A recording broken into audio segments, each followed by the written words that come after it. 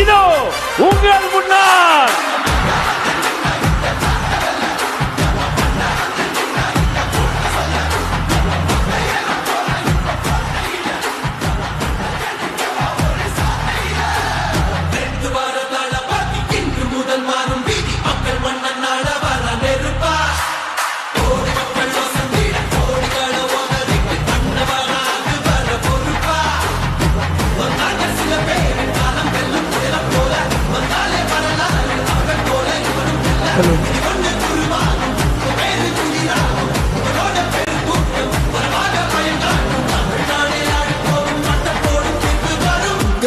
உங்க விஜய் உயிரண்ண வரண்ணா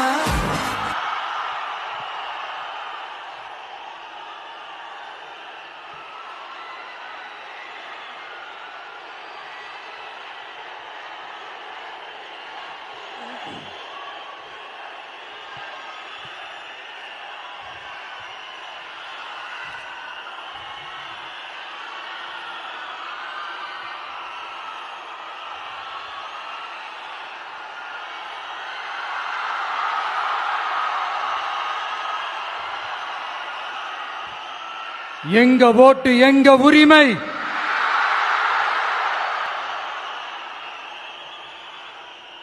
எங்களை யாரும் விலைக்கு வாங்க முடியாது.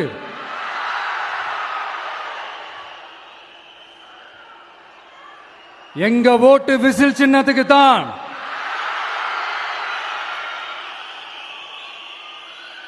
யாரையும் நம்பி ஏமாற மாட்டோம். எங்க வார்த்தையிலிருந்து மாற மாட்டோம். இது நிஜம். தேங்க்யூ.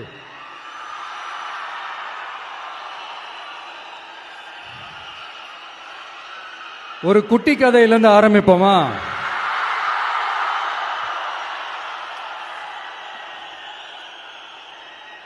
ஒரு பெரிய ஊரு, ஒரு 4 ரோடு ஜாயிண்ட் ஆகிற மாதிரி ஒரு ஜங்ஷன், ஒரு பிஸியான ஏரியா, ஆள் நடமாட்டம் அதிகமாக இருக்கக்கூடிய ஒரு ஏரியா. அங்க சென்டர்ல ஒரு முரட்டு ஜல்லிக்கட்டு காலை ஒன்று நின்றுட்டு இருக்குது. காலில் மண்ணை வீசிக்கிட்டு சீறிக்கிட்டு அப்படியே நின்றுட்டு இருக்குது. யாருமே பக்கத்தில் போக முடியல. அந்த இடம் ஒரு கேஷுவலா மாறணும் அப்படின்னா அந்த காளையை அடக்கி அமைதி ஆக்கினாதான் மறுபடியும் ஒரு பேக் டு நார்மல் சிச்சுவேஷனுக்கு அந்த இடம் மாறும். அந்த ஊர்ல இருக்கிற ஒரு சில பேருக்கு மட்டும்தான் அந்த காளை அடங்கும். அவங்க யாருமே அங்க இல்லை. ஆனா அந்த கிரவுட்ல இருந்த ஒரு சில பேர், ஆல்ரெடி அந்த காளையை அடக்கணங்களோட இருந்த ஒரு சில பேர், எங்களுக்கு இல்லாத அனுபவமா? நாங்க பார்க்காத காளையா? நாங்க பார்க்காத மாடா? நாங்க போய் அடக்குறோம்னு சொல்லிட்டு உள்ள போறாங்க. ஒருத்தராலையும் அந்த காளையை தொடக்கூட முடியல. எல்லாரையும் அடிச்சு வீசி தூக்கி போட்டுருச்சு. இப்ப என்னடா பண்றது அப்படின்னு பார்க்கும்போது அந்த கூட்டத்தை விலக்கிட்டு ஒரு சின்ன பையன் ஒரு என்ட்ரி ஒன்னு கொடுக்கறான். உங்களுக்கு தான் தெரியும்ல, டேய் எங்களாலே முடியல, நீ எல்லாம் என்னத்தை போய் கிழிக்க போற? எங்களுக்கு அவ்வளவு அனுபவம் இருக்குது, நாங்களே அடிபட்டு ஓரமா படுத்து கிடக்கிறோம். இவன் விளையாட்டுத்தனமா ஏதோ பண்ணிட்டு கிடக்கிறான், பாவம் அந்த காலை கிட்ட போய் அடிபட்டு சாவ போறான். பச்சா பையன், அந்த பையன், இந்த பையன், அண்டர் எஸ்டிமேட் பண்றது, ஏளனமா பேசுறது, இப்படி ஒரு பக்கம். இன்னொரு பக்கம் பரிதாபப்பட்டு, ஐயோ பாவமே, இப்படி தனியா போய் மாட்டிக்கிட்டானே அந்த காலை கிட்ட, என்ன பண்ண போறானோ அப்படின்ட்டு ஒரு பக்கம் பரிதாபப்பட்டு பேசுறாங்க. அந்த சின்ன பையன் எதுவுமே காதலியே போட்டுக்காம 2 பாக்கெட்லையும் கைய விட்டுக்கிட்டு ஸ்டைலா கெத்தா தில்லா அப்படியே உள்ள போறான். ஒரு ஸ்டெப் எடுத்து வைக்கிறான், அந்த கால் அப்படியே சீறிக்கிட்டே நின்றுட்டு இருக்குது. இன்னொரு ஸ்டெப் எடுத்து வைக்கிறான், கால் அப்படியே சீறிக்கிட்டே முன்னாடி வருது. மக்கள் எல்லாரும் பதட்டத்தோட அப்படியே பார்த்துட்டு இருக்கிறாங்க. இன்னொரு ஸ்டெப் எடுத்து வைக்கிறான். காலை அப்படியே முட்டை வரும்போது பாக்கெட்டுக்குள்ள மறைச்சு வச்சிருந்த 2 புல்லுக்கட்டு அது அந்த காலை கிட்ட காட்டுறான். காலை அப்படியே சடனா வந்து நின்று அது மூடெல்லாம் மாறி அந்த புல்லுக்கட்டை சாப்பிட ஆரம்பிச்சிருச்சு. அந்த சின்ன பையனும் அந்த காளையை அப்படியே தடவிக்கிட்டு வரான். காளையும் பக்கத்தில் ஒரு குழந்தை மாதிரி நடந்து வந்துக்கிட்டு வருது.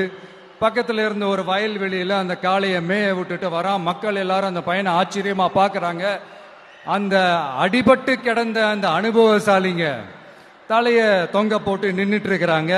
ஏன்னா பேசின பேச்சு அப்படி. வாய் இருக்குன்றதுக்காக நக்கலுமா நையாண்டியுமா நச நச நச நசன் ஒரே பேச்சு. என்ன பண்றது? தலையை குனிஞ்சு அப்படியே நின்றுட்டு இருக்கிறாங்க. அங்க ஒரு பெரியவர் வர்றார். வந்து அந்த பையன்கிட்ட கேட்கிறாரு, எப்படிப்பா இப்படி ஒரு முரட்டு காலை சீறிட்டு நின்றுட்டு இருந்தது, எப்படி அந்த காளையை அடக்கின அப்படின்னு கேட்டதுக்கு அந்த பையன் சொல்றான், ஐயா எனக்கு அந்த காளையை பார்த்தா கோபமா இருந்த மாதிரிலாம் எனக்கு தெரியல, அந்த காலை பசியோட இருந்த மாதிரி இருந்தது. அதனாலதான் அந்த புல்லுக்கட்டை காமிச்சவன ஓகே நமக்கு தேவையானது கிடைச்சிருச்சு அப்படின்னோடனே அந்த புல்லுக்கட்டை சாப்பிட்டுட்டு நம்மளோட அப்படியே ஜாலியா வாக்கிங் வந்துருச்சு அப்படின்னு சொன்னான். இத கேட்ட அந்த பெரியவர் சொன்னாரா, இந்த சின்னவங்க பெரியவங்க அனுபவம் இருக்கிறவங்க அனுபவம் இல்லாதவங்க இதெல்லாம் விஷயமே கிடையாது. யாரா இருந்தாலும் அந்த சூழலுக்கு ஏத்த மாதிரி அந்த சிச்சுவேஷனுக்கு தகுந்த மாதிரி என்ன பண்ணி அந்த ப்ராப்ளம சால்வ் பண்றான், ஏது பண்ணி அந்த ப்ராப்ளம சால்வ் பண்றான், அதுதான் விஷயமே, அதுதான் மேட்ரு. சோ நீ சூப்பர்ப்பா, என்ன ப்ராப்ளம் வந்தாலும் நீ சால்வ் பண்ணிடுவ அப்படின்னு முதுகுல தட்டி கொடுத்துட்டு அந்த பெரியவர் போறார். இப்போ அந்த கதையில அந்த முரட்டு ஜல்லிக்கட்டு காலை தான் நம்ம தமிழ்நாட்டு அரசியல் களம். அந்த பெரியவர் தான் நம்ம தமிழக மக்கள். அந்த பாக்கெட்டுக்குள்ள ஸ்டைலா தில்லா கெத்தா ஒருத்தன் உள்ள வந்தான் பாருங்க, அவன்தான்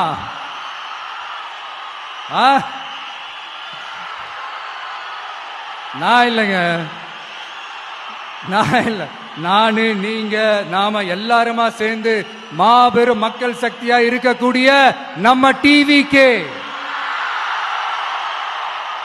அதுதான் அந்த சின்ன பையன்.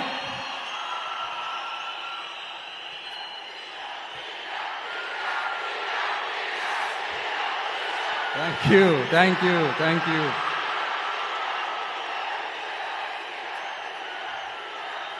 மக்களை நேசிக்கிற ஒரு நல்ல தலைமை இல்லாததுனால இத்தனை வருஷமா வேற வழி இல்லாம ஸ்டாலின் சார் கொடுத்த அந்த பொய்யான வாக்குறுதிகள் எல்லாத்தையும் நம்பி ஏமாந்த நம்ம மக்களுக்கு சரியான நேரத்தில் ஒரு வெகுஜன மக்கள் இயக்கமா வந்ததுதான் நம்ம டிவிக்கு. அந்த முரட்டு ஜல்லிக்கட்டு கால கதை ஏன் சொன்னோம், எதுக்கு சொன்னோம், யார் யாருக்கெல்லாம் சொன்னோங்கிறது புரிய வேண்டியவங்களுக்கு புரியும் நினைக்கிறேன்.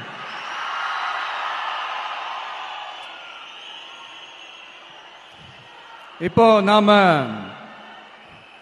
ஒவ்வொரு வீட்டில் உயிரா உணர்வா இருக்கிறோம். ஆனா நான் உங்க எல்லாரையும் நேரில் சந்திக்கணும், நீங்க இருக்கிற ஊருக்கே உங்களை சந்திக்கணும் அப்படின்றதுதான் எனக்கு மனசுல இருக்கிற ஒரு பெரிய ஆசை.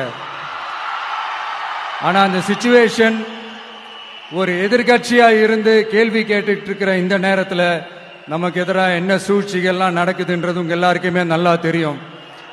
அதனால இப்போ உங்களுக்கு ஒரு வாக்குறுதியை கொடுக்கிறேன், நம்மளுடைய ஆட்சி அமைஞ்சதும்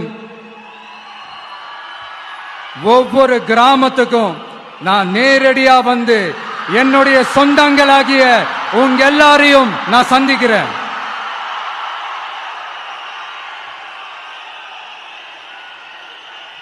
கொஞ்ச நாளைக்கு முன்னாடி நம்ம ஸ்டாலின் சார் ஒரு உருட்டு ஒன்று உருட்டினாரு, நீங்க கேள்விப்பட்டிருப்பீங்க. இப்ப வரப்போற எலெக்ஷன் எதுக்கான எலெக்ஷன்? நம்ம சட்டமன்ற தமிழ்நாடு சட்டசபைக்கான ஒரு தேர்தல் இல்லையா? இதே தமிழ்நாட்டுக்கும் டெல்லிக்குமான ஒரு எலெக்ஷன் அப்படின்னு சொல்றாங்க. இன்னும் கொஞ்சம் மேல போய் தமிழ்நாட்டுக்கும் என்டிஏவுக்குமான ஒரு எலெக்ஷன் அப்படின்னு சொல்றாங்க. என்ன சார், டெல்லியில ஏதாவது நிக்க போறீங்களா? அப்புறம் ஏன் தமிழ்நாட்டுக்கும் டெல்லிக்குமான ஒரு எலெக்ஷன் சொல்றீங்க? அப்புறம் இது ஏதாவது பார்லிமெண்ட் எலெக்ஷனா? பிரதமர் பதவிக்கு ஏதாவது போட்டி போடுறீங்களா? அப்புறம் ஏன் தமிழ்நாட்டுக்கும் என்டிஏவுக்குமான ஒரு எலெக்ஷன் சொல்றீங்க? எங்களுக்கு புரியலையே சார், இது என்ன லாஜிக்னு எங்களுக்கு புரியலையே. எந்த எலெக்ஷனை எப்படி டீல் பண்ணணும், எப்படி ஹேண்டில் பண்ணணும்ன்றது நம்ம தமிழ்நாட்டு மக்களுக்கு தெளிவா தெரியும். நம்ம தமிழ்நாட்டு மக்கள் மாதிரி ஒரு தெளிவான மக்களை நீங்க பார்க்கவே முடியாது. சூப்பர் கிளாரிட்டியோட சூப்பர் மக்கள் சார் நம்ம மக்கள். இந்த போருக்கு போறதுக்கு முன்னாடி தான் இந்த படை பரிவாரங்களோட போவாங்கன்னு கேள்விப்பட்டிருக்கிறேன். ஆனா நீங்க என்னடானா இந்த ஒண்ணுத்துக்கும் உதவாத இந்த பால் டப்பாவை உருட்டிக்கிட்டு இருக்கீங்களே சார். உண்மையிலே இந்த எலெக்ஷன் எதுக்கான எலெக்ஷன் சொல்லட்டுமா? தமிழ்நாட்டு மக்களுக்கும் ஊழலுக்கும் நடக்கிற போர், தமிழ்நாட்டு மக்களுக்கும் லஞ்சத்துக்கும் நடக்கிற போர், தமிழ்நாட்டு மக்களுக்கும் இந்த நிர்வாகத்தை சரியா செய்யாத இந்த திமுக அரசுக்கும் நடக்கிற போர், அதாவது தமிழ்நாட்டு மக்களுக்கும் உங்க ஆட்சிக்கும் நடக்கிற போர், தமிழ்நாட்டு மக்களுக்கும் ஸ்டாலின் சாருக்கும் நடக்கிற போர். இன்னும் சுருக்கமா சொல்லணும்னா விஜய்க்கும் ஸ்டாலின் சாருக்கும் நடக்கிற போர்.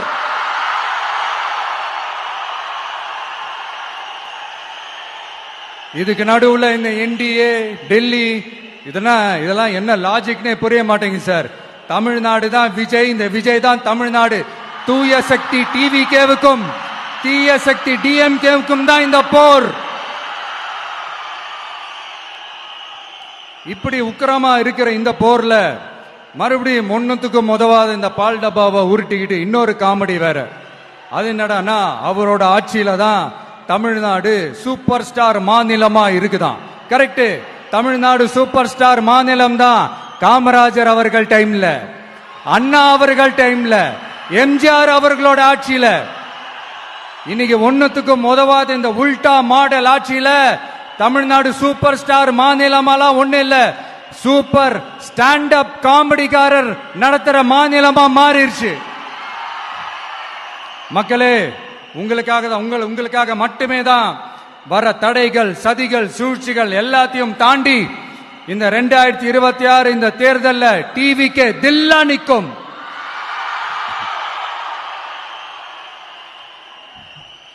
இதுவரைக்கும் நடந்த எலெக்ஷன் வேற, இப்ப நடக்க போற எலெக்ஷன் வேற. ஒவ்வொரு 5 இயர்ஸுக்கும் நடக்கிற எலெக்ஷன் மாதிரி இதை நினைச்சிடாதீங்க. 50 வருஷத்துக்கு ஒரு வாட்டி நடக்க போற ஒரு எலெக்ஷன் மாதிரி இது. அதிசய எலெக்ஷன். ஒரு எலெக்ஷன்ல அவங்களோட எதிரிகளை தான் எதிர்ப்பாங்க, அப்படிதான் எதிர்ப்பாங்க, அதுதான் யதார்த்தமும் கூட. ஆனா இந்த எலெக்ஷன்ல தான் ஒட்டுமொத்தமா எல்லாருமா சேர்ந்து ஒருத்தனை எதிர்க்கிறாங்க. ஒட்டுமொத்தமா எல்லாருமா சேர்ந்து இந்த விஜயை எதிர்க்கிறாங்க. ஏன்னா இந்த விஜய் ஊழலை எதிர்க்கிறான், லஞ்சத்தை எதிர்க்கிறான், மக்களோட மக்களா நிக்கிறான். அந்த மக்கள் அவன் கூட நிக்கிறாங்க. அந்த காண்டு எப்படி? அந்த காண்டு தான் ஒட்டுமொத்தமா எல்லாருமா சேர்ந்து ஒருத்தனை எதிர்க்க காரணம். நீங்க எப்படி வேணா எதிர்த்துக்கங்க, ஆனா போட்டி 2 பேருக்கு நடுவில் உள்ளதான் ஒண்ணு. இன்னொன்னு, இந்த எலெக்ஷன் டேல மேக்சிமம் என்ன பண்ணுவீங்க? போவீங்க, ஓட்டு போடுவீங்க, வருவீங்க, அவ்வளவுதான் உங்களுடைய பார்ட்டிசிபேஷன். ஆனா இந்த எலெக்ஷன்ல நீங்க பங்கெடுத்துக்க போறீங்க. எஸ், உங்க வீட்டில் இருக்கிற ஒரு விஜய் தான், உங்க வீட்டில் இருக்கிற ஒரு விஜய் தான் வேட்பாளரா நிக்க போறாங்க. உங்க வீட்டில் நிக்கிற ஒரு வேட்பாளர்னா அப்ப உங்க வீட்டில் இருக்கிற மத்தவங்க எல்லாருமே வாக்காளர்கள் தானே. உங்க அம்மா, உங்க அப்பா, உங்க அண்ணன், உங்க தம்பி, உங்க சொந்தம் டிவிக்கே வேட்பாளர் அப்படின்னா அப்ப உங்க ஓட்டு விசில் சின்னத்துக்கு தான் எல்லாருக்குமே தெரியும். ஏன், நம்மளோட எதிரிங்களுக்கு கூட அது நல்லாவே தெரியும். அதனாலதான் நமக்கு எதிராக அவ்வளவு அவதூறு பரப்புறாங்க. என்னென்ன அவதூறு பரப்புறாங்கன்றது உங்களுக்கே நல்லா தெரியும். ஆனா அவங்களுக்கு தெரியாது, என் மேல அவதூறு பரப்புனா அது மக்கள் மேல அவதூறு பரப்புற மாதிரின்னு. எனக்கு அரசியல் தெரியலன்னு சொன்னா அது மக்களுக்கு அரசியல் தெரியலன்னு சொல்ற மாதிரின்னு. என்ன அசிங்கமா பேசினா அது மக்கள் அசிங்கமா பேசுற மாதிரின்னு. எனக்கு எதிராக செய்யற ஒவ்வொரு செயலும் அது மக்களுக்கு எதிராக செய்யற செயல் அவங்களுக்கு தெரியாம போச்சு. இந்த விஜயும் மக்களும் வேறு வேறு இல்லை. இந்த விஜயும் மக்களும் ரத்தமும் சதையும் மாறி உடலும் உயிரும் மாறி ஒன்னிலிருந்து ஒண்ண பிரிக்கவே முடியாது. எஸ், சென்சிட்டிவான சென்டிமெண்ட், அது சென்சிட்டிவான சென்டிமெண்ட்.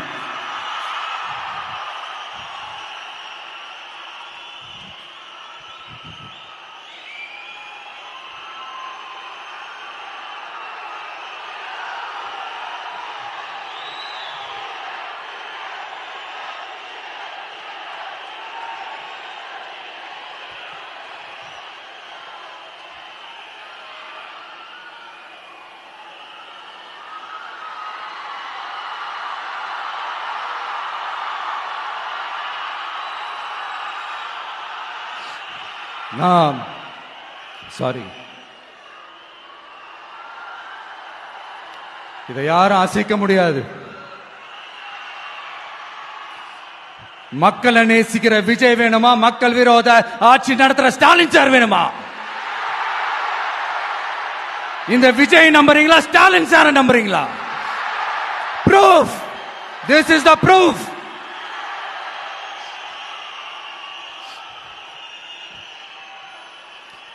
இந்த தீய சக்தி, ஊழல் சக்தி, இதெல்லாம் ஏன் சொல்றோம், எதுக்கு சொல்றோம், யார சொல்றோன்றதெல்லாம் மக்களுக்கு தெளிவா தெரியும். அதே மாதிரி டிவி கேவுக்கு போட்டி டிஎம்கே தான்றதும் மக்களுக்கு தெளிவா தெரியும். அப்படி இருக்கும்போது நாம ஏதாவது பேசினா வாண்டடா சில பேர் வந்து வண்டியில ஏறி உட்கார்ந்துக்கிறாங்க. ஆமா, வாண்டடா சில பேர் வண்டியில ஏறி உட்கார்ந்துக்கிட்டு குரல் கொடுக்கறாங்க. சீரியஸா ஒரு போட்டி நடந்துகிட்டு இருக்கும் போது இங்க காமெடிக்கெல்லாம் இடம் இல்லை பாஸ். இதெல்லாம் மக்களுக்கு தெளிவா தெரியும். இந்த நேரத்தில் ஒரு சீரியஸ் கேள்விய இன்னைக்கு இருக்கிற மிகப்பெரிய அரசியல்வாதிங்க கிட்ட கேட்கணும்னு நான் நினைக்கிறேன். நீங்க அரசியலுக்கு வர்றதுக்கு முன்னாடி உங்ககிட்ட இருந்த சொத்து எவ்வளோ? அரசியலுக்கு வந்ததுக்கு அப்புறம் இன்னைக்கு உங்ககிட்ட இருக்கிற சொத்து எவ்வளோ? அதை ஓபனா டிக்ளேர் பண்ண முடியுமா? அப்படி வந்த காசெல்லாம் என்னென்ன தொழில் செஞ்சு வந்துச்சு, என்ன வேலை செஞ்சு வந்துச்சு, உண்மையிலே நீங்க உழைச்சி சம்பாதிச்ச காசா, இல்ல ஆட்சி அதிகாரத்துக்கு வந்ததுக்கு அப்புறம் ஆட்டைய போட்ட காசா? இதெல்லாம் ஓபனா டிக்ளேர் பண்ண முடியுமா? இதெல்லாம் நம்ம கேட்டா எல்லா ஊழல்வாதிகளும் ஒன்னா சேர்ந்து நம்ம மேல சேத்தவாரி வீசுவாங்க. அதை பத்தியெல்லாம் நமக்கு கவலை இல்லை. ஏன்னா நாம யாருன்னு மக்களுக்கு நல்லாவே தெரியும். எனக்கு ஒரு புது ஃப்ரெண்ட், புது நண்பர் ஒருத்தர் கிடைச்சிருக்காரு. யார் தெரியுமா? தெரியாதா? முதல்வர் அவர்கள் தான். இப்ப ஒரு நிருபர் ஒருத்தர் கேட்ட கேள்விக்கு எனக்கு எதிரிகள்லாம் யாரும் இல்ல, அவங்க எல்லாருமே எனக்கு நண்பர்கள் தான் அப்படின்னு சொன்னாங்களே. அப்படி நாங்கெல்லாம் உங்களுக்கு நண்பர்கள்னா அப்புறம் ஏன் சார் கரூர் விஷயத்துல ஏன் மேல பழி தூக்கி போட்டீங்க?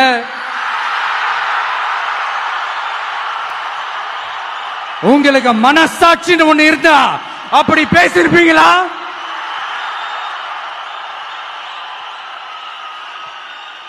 அப்படி நாங்களாம் உங்களுக்கு நண்பர்கள்னா ஒரு ஈவென்ட், ஒரு ஃபங்க்ஷன் நடத்துறதுக்கு ஒரு இடமோ ஒரு பர்மிஷனோ ஏன் கொடுக்க மாட்டேன்றீங்க?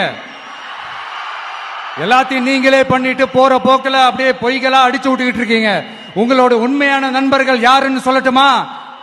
லஞ்சம், ஊழல், அரசியல் ஆதாயம், இதெல்லாம் தான் உங்களோட உண்மையான நண்பர்கள். பர்சனலா நீங்க எப்படி வேணா இருந்துக்கங்க சார், நமக்கு அதை பத்தி கவலை இல்லை, நமக்கு அது அவசியமும் இல்லை. ஆனா உங்க ஆட்சி தான் தப்பான ஆட்சி, தமிழ்நாட்டுக்கு தேவையில்லாத ஆட்சி. கொஞ்ச நாளைக்கு முன்னாடி கற்பனையா ஒரு விஷயம் ஒண்ணு சொன்னேன். இந்த முதல்வர் கூட விசில் சின்னத்துக்கு தான் வாக்களிப்பாரு அப்படின்ட்டு கற்பனையா ஒண்ணு சொன்னேன். ஆனா இன்னைக்கு நிஜமாவே நமக்கு ஆதரவா ஒரு கோஷத்தை எழுப்பியிருக்கிறாங்க. அது என்ன தெரியுமா? எங்க வாக்கு சாவடி வெற்றி வாக்கு சாவடியா. அதுக்கு அர்த்தம் என்ன தெரியுமா? எங்க வாக்கு சாவடி விஜய் வாக்கு சாவடின்னு அர்த்தம்.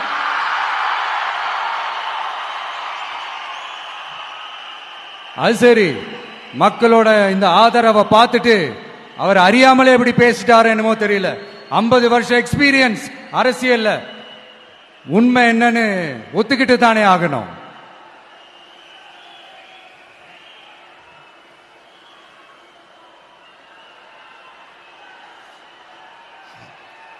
ஜனநாயகம்ங்கிறது பெரும்பான்மை ஆட்சி அதிகாரம் சார்ந்தது மட்டும் இல்ல, சிறுபான்மை மக்களின் உரிமைகள் உணர்வுகளும் புனிதம்னு நினைச்சு அதையெல்லாம் காப்பதற்கு பெயர் தான் ஜனநாயகம்னு 1963 அறிஞர் அண்ணா பார்லிமெண்ட்ல பேசினதை நாம இங்க சொல்றது ரொம்ப பொருத்தமா இருக்கும்.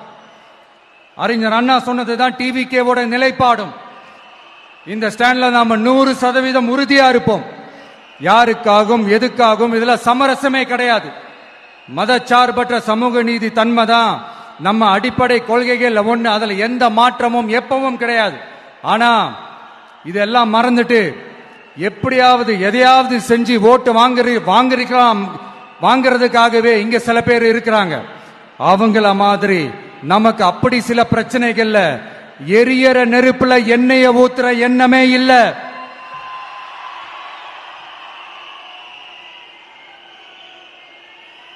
இங்க சில அரசியல் கட்சிகளும் சில அரசியல் தலைவர்களும் ஒரு சில நேரங்களில் அமைதியா இருந்தாலே போதும், ஒரு பிரச்சனையும் வராது. இப்போ கரண்ட்ல இருக்கிற சில பிரச்சனைக்கு வருவோம். இந்த கரண்ட் பிரச்சனைக்கு வருவோம். மாசம் மாசம் கரண்ட் பில் கட்டுற மாதிரி மாத்துவோம்னு சொன்னீங்களே, செஞ்சீங்களா? நிறைய வீடுகள்ல 100 யூனிட் தான் அந்த கரண்ட் செலவாகுது ஒரு மாசத்துக்கு. மாசம் மாசம் நீங்க அந்த பில்லு கொடுத்தீங்கன்னா அவங்களுக்கு அது ஃப்ரீ ஆயிடும். அவங்க அந்த காசை கட்ட தேவையே இல்லை. ஆனா 2 மாசத்துக்கு ஒரு வாட்டி அந்த பில்லு கொடுத்தீங்கன்னா, இப்ப சப்போஸ் அது 200 யூனிட்டுக்கு மேல போச்சுன்னா அது அவங்களுக்கு ஒரு மிகப்பெரிய சுமை தானே. இது எந்த கணக்குல எடுத்துக்கிறது? ஒரு மாதிரி ஒரு மாடர்ன் கரப்ஷன் அப்படின்னு எடுத்துக்கலாமா? அடுத்து பஸ் வசதி. நிறைய கிராமங்கள்ல பஸ் வசதி இல்லைன்னு சொன்னா இந்த ஒட்டுமொத்த திமுக அரசும் கத்திக்கிட்டு வந்துருவாங்க. நாங்க பஸ் விடாத கிராமங்களே இல்ல அப்படின்னு சொல்லுவாங்க. அப்படி அது உண்மை அப்படின்னா முதல்வர் அவர்கள் கிட்ட நம்ம தங்கச்சி ஒருத்தவங்க ஒரு கேள்வி கேட்டாங்களே, எங்க ஊருக்கு ஒரு மினி பஸ் ஆவது விடுங்க சார் அப்படின்னு கேட்டாங்களே, அது எந்த கணக்குல எடுத்துக்கிறது? நிறைய மலை கிராமங்கள்ல பஸ் வசதி இல்ல, நிறைய மலை கிராமங்கள்ல ஹாஸ்பிட்டல் வசதி இல்ல. இது ரெண்டுமே எவ்வளவு முக்கியமான ஒரு விஷயங்கள். பஸ் வசதியும் ஹாஸ்பிட்டல் வசதியும் இல்லாததுனால வீட்டிலேயே பிரசவம் பார்க்கிற அந்த ஆபத்து இருக்குதுன்னு எவ்வளவு நியூஸ் பார்க்கிறோம். இதெல்லாம் எந்த கணக்குல சேர்த்துக்கிறது? அடுத்து இது எல்லா மீட்டிங்லயும் பேசுறதுதான் பெண்களுக்கு பாதுகாப்பு நம்பர் 1 இருக்குது தமிழ்நாட்டில் அப்படின்னு சொல்றாங்க. அப்புறம் அது என்ன வி சேஃப் மாடலா? பெண்கள் என்ன சொல்றாங்க தெரியுமா? அது வி சேஃப் மாடல் இல்ல, வி ஆர் நாட் சேஃப் மாடல்னு சொல்றாங்க. இப்படி இருக்கிறப்போ தமிழ்நாட்டில் எங்க போனாலும் பெண்களுக்கு பாதுகாப்பு அப்படியே கொட்டி கிடக்குதான். இப்படி சொன்னா எப்படி சார்? கேட்கறவங்க என்ன கேசரி சாப்பிடுறாங்க நினைச்சீங்களா?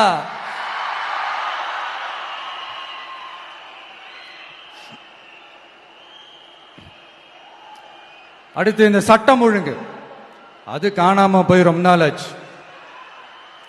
இவன் வேற, இந்த விஜய் வேற, எங்க போனாலும் இந்த மக்கள் கிட்ட இந்த சட்டம் ஒழுங்கை பத்தி பேசி ஞாபகப்படுத்திக்கிட்டே இருக்கான்னு முதல்வர் அவர்கள் அவங்க கூட இருக்கிறவங்க கிட்ட எல்லாம் சங்கடப்பட்டாராம். நாம் என்ன பண்றது? நாம தான் தமிழ்நாட்டோட விசில் ப்ளோயர் ஆச்சே. நாம எப்படி சைலண்டா இருக்க முடியும்?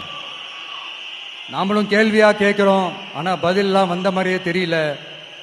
இருந்தா தானே வர்றதுக்கு, வச்சுக்கிட்டா வஞ்சனை பண்றாரு. 5 வருஷமா பதிலே சொல்லாம அப்படியே கடந்து வந்துட்டாரு. ஆனா இனிமே அப்பெல்லாம் இருக்க முடியாது, பதில் சொல்லி ஆகணும். மக்களே, இந்த தீய சக்தி, இந்த அட்ராசிட்டிய ஒரு எண்டு கார்டு போடணும் அப்படின்னா அவங்கள சுவிட்ச் ஆஃப் பண்றது தான் ஒரே சொல்யூஷன். அதுக்கான ரிமோட் தான் வரப்போற எலெக்ஷன். அந்த ரிமோட்ல நீங்க அழுத்த வேண்டியது ஒரே ஒரு ஆப்ஷன். அதுதான் நம்ம விசில் சின்னத்தோட பட்டன். இத 4 விஷயத்தை நீங்க செஞ்சாலே போதும். ஒவ்வொரு இவிஎம் மெஷின்லயும் விசில் சின்னத்துக்கு நேரா இருக்கிற அந்த பட்டனை பச்சக்கு பச்சக்கு பச்சக்குன்னு ஒரு அழுத்த அழுத்துங்க. எப்படி? அவ்வளவுதான். நாம காஞ்சிபுரத்தில் பேசும்போது நம்மளுடைய விஷன் என்னன்னு சொன்னோம். இப்ப அதனுடைய கண்டினியூஷனா சில விஷயங்கள் இங்க நான் சொல்லணும்னு ஆசைப்படுறேன். இப்பவும் சொல்றேன், உறுதியா சொல்றேன், சத்தியமா சொல்றேன். பெண்கள், பெண் குழந்தைகள், ஆண் குழந்தைகள் பாதுகாப்பு நம்ம ஆட்சியில நம்பர் 1 இருக்கும். சட்டம் ஒழுங்கு ரொம்ப ரொம்ப ஸ்ட்ரிக்டா இருக்கும்.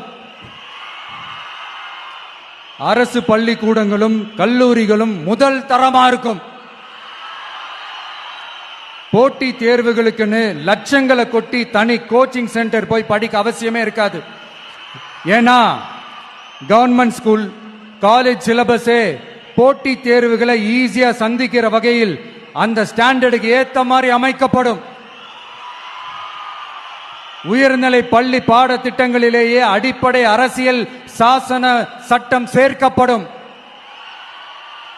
மாநில மற்றும் ஒன்றிய அரசு அலுவலகங்கள், வங்கிகளின் செயல்பாடுகள் மற்றும் அவற்றை அணுகும் முறை குறித்து மாணவர்களுக்கு தெளிவான புரிதலை ஏற்படுத்தும் வகையில் தேர்வுகள் அற்ற செயல்முறை பாடமாக கற்பிக்கப்படும். இந்தியா முழுக்க உள்ள ஒன்றிய அரசு சார்ந்த கல்வி நிலையங்கள் மற்றும் அதன் சேர்க்கை அட்மிஷன் குறித்து புரிதலும் தெளிவும் மாணவர்களுக்கு உருவாக்கப்படும்.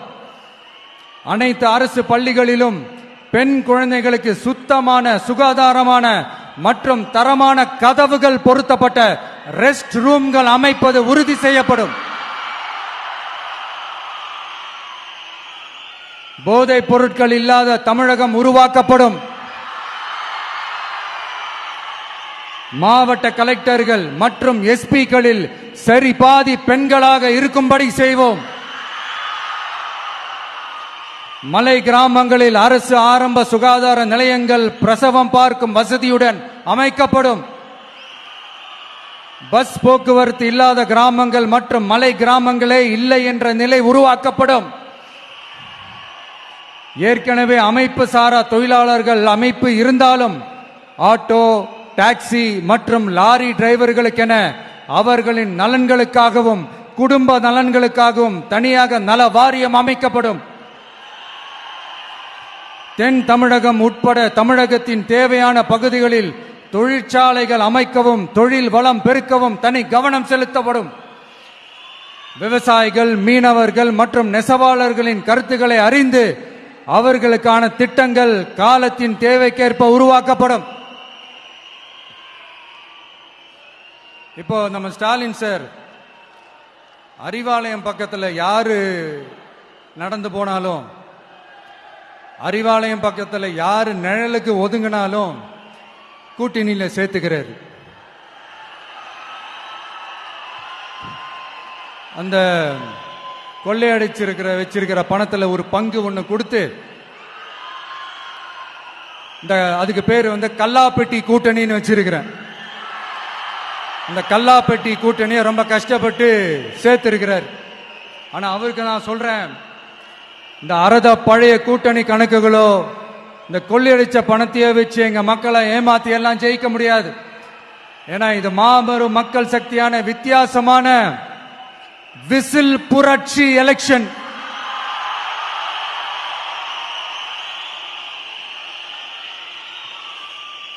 உங்களோட நான் இருக்கேன், நம்மளோட நம்ம மக்கள் இருக்கிறாங்க. இதுக்கு மேல என்ன வேணும்?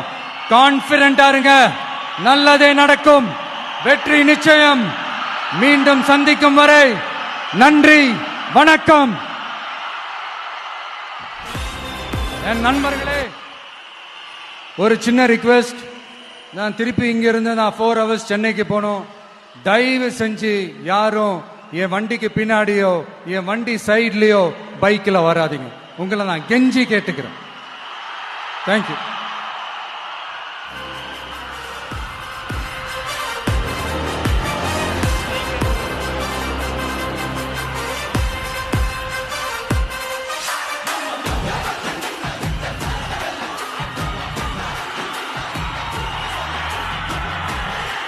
வெற்றி தலைவர் அவர்களுக்கு நன்றி.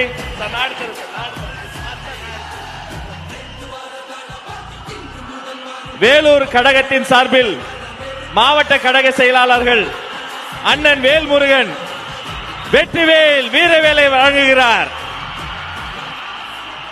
அவரோடு நவீன், வினோத் கண்ணன், இமுத்தியாஸ், தனசேகர் அத்தனை பேரும் சிறப்பு பரிசுகள் வழங்குகிறார்கள். ஒரு கையில் வேல், ஒரு கையில் வெற்றி வாள். விஜய் உயிரென்ன வரனா விஜய் உங்க விஜய் எளியவன் குரல்னா விஜய் உங்க விஜய் தனியாளிய கடல்னா விஜய் உங்க விஜய் எளியவன் குரல்னா விஜய் உங்க விஜய் தனியாளிய கடல்னா மக்கள் தானே மன்னர்களை உனக்கு காட்ட வரனா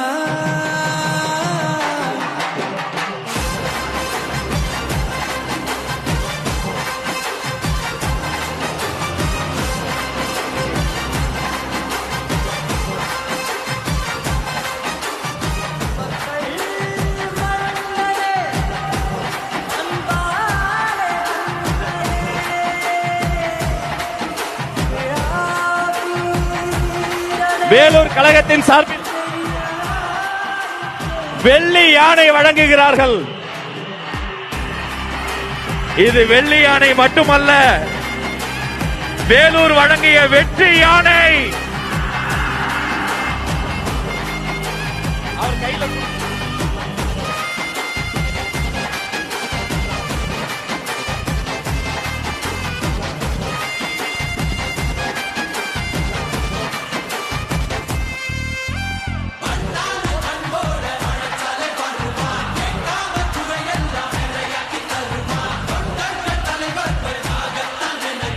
வேலூர் கழகத்தின் சார்பில் தங்க கோயிலும்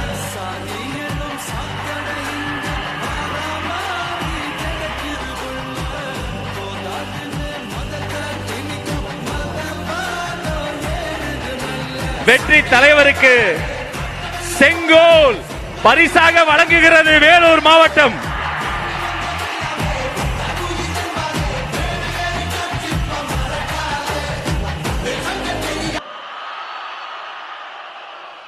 இது நிஜம். தேங்க்யூ.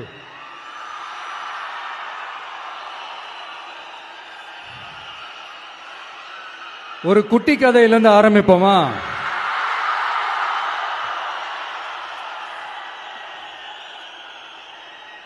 ஒரு பெரிய ஊரு, ஒரு 4 ரோடு ஜாயிண்ட் ஆகுற மாதிரி ஒரு ஜங்ஷன், ஒரு பிஸியான ஏரியா, ஆள் நடமாட்டம் அதிகமாக இருக்கக்கூடிய ஒரு ஏரியா. அங்க சென்டர்ல ஒரு முரட்டு ஜல்லிக்கட்டு காலை ஒன்று நின்றுட்டு இருக்குது. காலில் மண்ணை வீசிக்கிட்டு சீறிக்கிட்டு அப்படியே நின்றுட்டு இருக்குது. யாருமே பக்கத்தில் போக முடியல. அந்த இடம் ஒரு கேஷுவலாக மாறணும் அப்படின்னா அந்த காளையை அடக்கி அமைதி ஆக்கினாதான் மறுபடியும் ஒரு பேக் டு நார்மல் சிச்சுவேஷனுக்கு அந்த இடம் மாறும். அந்த ஊரில் இருக்கிற ஒரு சில பேருக்கு மட்டும்தான் அந்த காளை அடங்கும். அவங்க யாருமே அங்கே இல்லை. ஆனால் அந்த க்ரௌட்ல இருந்த ஒரு சில பேர், ஆல்ரெடி அந்த காளையை அடக்கணங்களோட இருந்த ஒரு சில பேர், எங்களுக்கு இல்லாத அனுபவமா? நாங்க பார்க்காத காளையா? நாங்க பார்க்காத மாடா? நாங்க போய் அடக்குறோம்னு சொல்லிட்டு உள்ள போறாங்க. ஒருத்தராலையும் அந்த காளையை தொடக்கூட முடியல. எல்லாரையும் அடிச்சு வீசி தூக்கி போட்டுருச்சு. இப்ப என்னடா பண்றது அப்படின்னு பார்க்கும்போது அந்த கூட்டத்தை விலக்கிட்டு ஒரு சின்ன பையன் ஒரு என்ட்ரி ஒன்னு கொடுக்கறான். உங்களுக்கு தான் தெரியும்ல, டேய் எங்களாலே முடியல, நீ எல்லாம் என்னத்த போய் கிழிக்க போற, எங்களுக்கு அவ்வளவு அனுபவம் இருக்குது, நாங்களே அடிபட்டு ஓரமா படுத்து கிடக்கிறோம்.